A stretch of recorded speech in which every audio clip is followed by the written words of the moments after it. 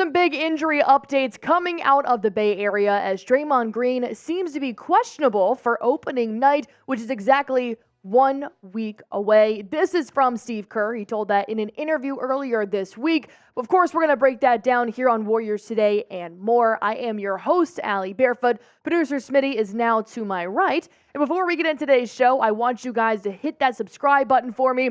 Any injury updates, any news you possibly need to know about the Golden State Warriors, you'll be able to find right here on this show. And super fun, if you guys do subscribe to this channel, we're going to be giving some subscribers a shout out on our next video so you can see your icon and your name. And of course, we're going to show you some love for subscribing to this channel. But first, you have to hit that button.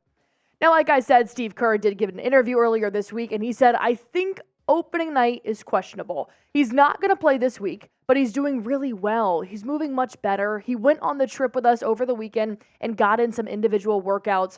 So this is really promising from somebody like Steve Kerr because I don't think you should hit the panic button just yet. Let me refresh your memory. Draymond Green hurt his ankle in preseason. He stepped on Kuminga's ankle while they were playing some pickup. So this does seem just like an ankle tweak to me. I think they're really just trying to take as many measures as they possibly can. However, with 1 week out and now he's still questionable, he's not ruled out yet, which is a promising sign. But overall, Steve Kerr is just taking the measures to make sure they're not going to injure him for future games.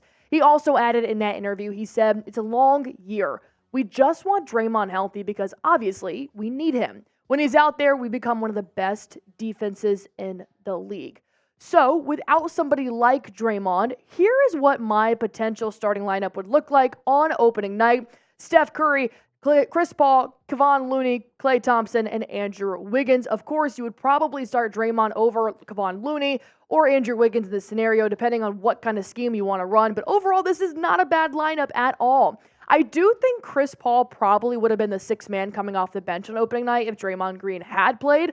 But overall, you can't go wrong with somebody that's scoring about 14 points per game and have a veteran leadership like Chris Paul. So overall, it's not a bad lineup if Draymond does not end up playing on opening night. However, the Warriors are definitely going to have some time in the preseason to figure out how they're going to play this game because the first 5 games of the season, they're pretty tough. I would at least say 3 out of the 5. Phoenix Suns on your opening night, Sacramento Kings, Houston Rockets, New Orleans Pelicans with Zion if he's healthy, and then the Sacramento Kings again, of course of which you've already seen them once in the preseason. You're going to play them again tomorrow night. But I'm not saying Draymond Green is going to be out for all 5 of these games. This is just my hypothesis. In case he were to miss these games, this is what the Warriors would have to adhere to.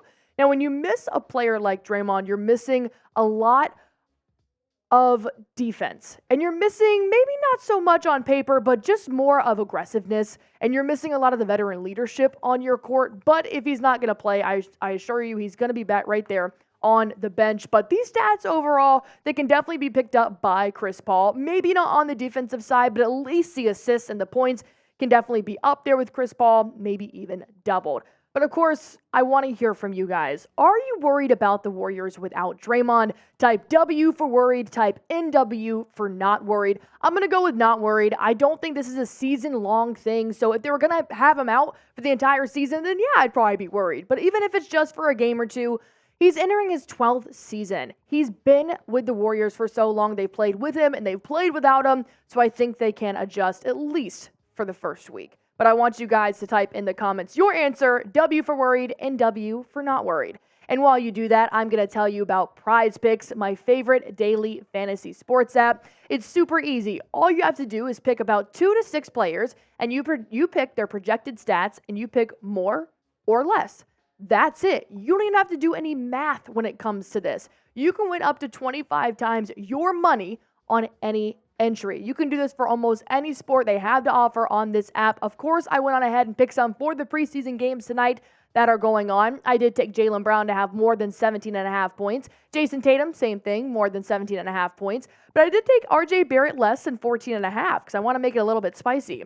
If you guys like these picks, go on ahead and duplicate them. If you want to make your own picks and win some money, all you have to do is go to prizepicks.com/CLNS. Use promo code CLNS and you can win up to $100 on your first time deposit match. Watch yourself win some real money in some real time. Now, we did talk to you guys before the show that we were going to talk to you about something else. Well, that's the preseason. The Warriors are currently undefeated 3-0 in the preseason. And last video, we asked you guys, who is your player that has impressed you the most in the preseason? And I got a lot of comments, but I picked a few of them out. So I'm going to talk to you about those comments and then break down my thoughts. But first, Ismail Ampong, I think I said that right.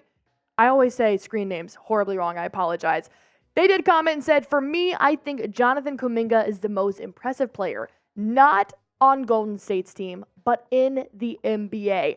A little bit of a hot take, but I like it. That's what we're here for. I agree with you. He definitely could be a top player if he contends the way he's been playing in the preseason, but there's a long way to go. But I do like the optimism. Showing a lot of faith in this team. I like it.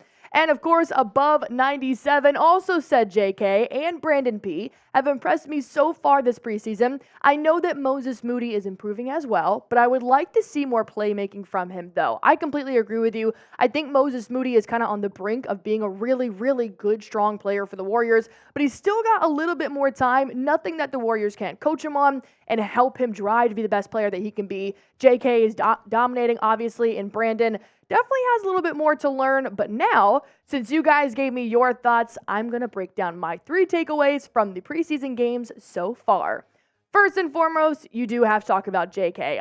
I think Kuminga could be dangerous for opponents this year. He is absolutely single-handedly dominating the preseason, and this is what we needed to see from Kuminga this season. Whether or not this goes into the regular season, which I hope it does, I think ultimately he's proving that he is working on his productivity and he wants to be a playmaker. Because when you look at what he did just the other night in the overtime win against the Kings, 28 points, 6 rebounds, 1 steal, and 1 assist, and this is in 34 minutes. He is playing a lot of minutes right now in the preseason, but I think Steve Kerr is trying to get him as warmed up to playing this amount in the regular season than he's probably used to. But did you know that Kuminga actually leads the entire league in points made so far in this preseason with 78 points? He's been dropping buckets every single night. He is averaging 26 points per game, along with almost 6 rebounds, and he's shooting almost 55% from the field. That is amazing for Jonathan Kuminga. Also, his three-point percentage is absolutely up there, 47%.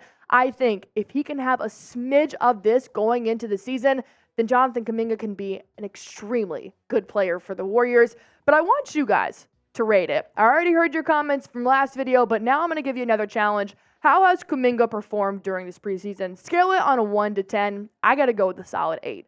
8 or 9, to be honest. The fact that you're leading the league in scoring right now and you're averaging 26 points per night, if you do that in the regular season, all-star. I'm calling it right now. But of course, we got to talk about Chris Paul. I think he's blending in seamlessly with the Warriors. I didn't have that many concerns when he was traded just because Chris Paul has played with a few organizations in his time and he's such a dominant leader that I think he would fit in really well with the Warriors, but now we're actually seeing it, and I think he could be a true assist maker to the Splash Brothers. But of course, I'm not the only one that thinks that. Steve Kerr himself said he's the perfect fit for us right now. Frankly, I think we needed his leadership. I think we needed a guiding force for this group. This is what I love about Chris Paul, is that you saw him playing in the preseason games. He could have been taking some open shots, but instead he's waiting for the offense to get set, and he's setting up Steph Curry to make that shot, or Klay Thompson. He's really been providing for the team that missing piece that they needed. We don't need him to be the top scorer on the team. You've already got Steph Curry to do that. So when you have somebody like CP3, who's got the leadership aspect as well, he can really coach the younger guys, but also really demonstrate along the big guys. And of course, number 3, I think Podziemski looks good. But I do think he still has some learning to do, which is totally fine. He's young. And Steve Kerr already said before this season he's not going to be getting a ton of playing time in the regular season, which is fine. But the fact that he's been playing a lot so far really proves that there could be some potential there. So once again, it is a learning curve. But in the first 2 preseason games, I've loved it. 10.5 points per game, 7 assists per game, 6 rebounds, and shooting 47% from the field goal line. I think he definitely has a lot more growing to do. And I know you're saying, Allie, but he's playing against bench players and blah, blah, blah. I understand that, but this is still the NBA. I think he's doing a really good job. He's been playing alongside Klay Thompson and Chris Paul and Steph Curry, so he's going to keep learning. So I don't think we're going to see a ton from him in the regular season, but overall, you can't be mad at his performance. I want you guys to drop your biggest takeaway in the comments. If there's something that I missed, of course, there's a ton you could talk about. There's played 3 preseason games and they're undefeated. Of course, there's hot topics right now. So drop in the comments your biggest takeaways from the preseason game. And of course, please subscribe to this channel. Like I said, we will be giving shout outs to new subscribers in the next video. So if you want to be a part of that, all you have to do is hit that sub button and come on back for next video.